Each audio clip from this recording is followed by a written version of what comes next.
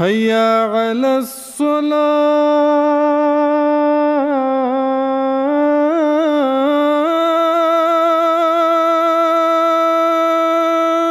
اعوذ باللہ من الشیطان الرجیم، بسم اللہ الرحمن الرحیم۔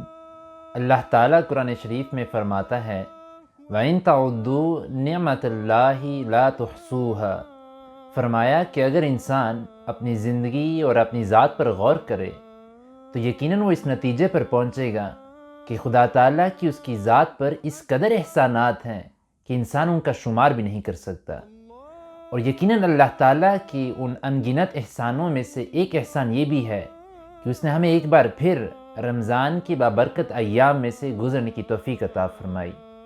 اب جہاں تک خدا تعالیٰ کے احسانات کا تعلق ہے تو یہ ایک نہایت ہی نازک معاملہ ہے، کیونکہ اللہ تعالیٰ فرماتا ہے کہ اگر تو انسان نے میری نعمتوں کا شکر ادا کیا لَأَزِيدَنَّكُمْ، تو میں اسے اور بھی بڑھا کر اپنی نعمتیں عطا کروں گا، لیکن اگر اس نے میری نعمتوں کی ناقدری اور ناشکری کی تو فرمایا اِنَّ عَذَابِي لَشَدِيدٌ، پھر یاد رکھنا کہ میرا عذاب بہت ہی سخت ہوگا۔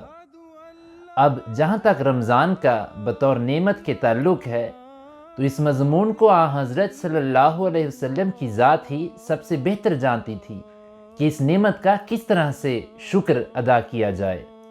اسی لیے آپ صلی اللہ علیہ وسلم نے فرمایا کہ اگر تو تم اس نعمت کی قدر کرنا چاہتے ہو تو رمضان کو ایمانا و احتسابا، یعنی ایمان کی سب شرائط کو پورا کرتے ہوئے اور اپنے نفس کا محاسبہ کرتے ہوئے گزارنا، ورنہ صرف بھوکا اور پیاسا رہنا یہ گویا اس نعمت کی ناقدری کے مترادف ہے۔ تو اللہ تعالیٰ مجھے بھی اور آپ کو بھی توفیق عطا فرمائے کہ ہم اس نعمت کی حقیقی معنوں میں قدر کرنے والے ہوں، آمین۔ حي على الصلاة.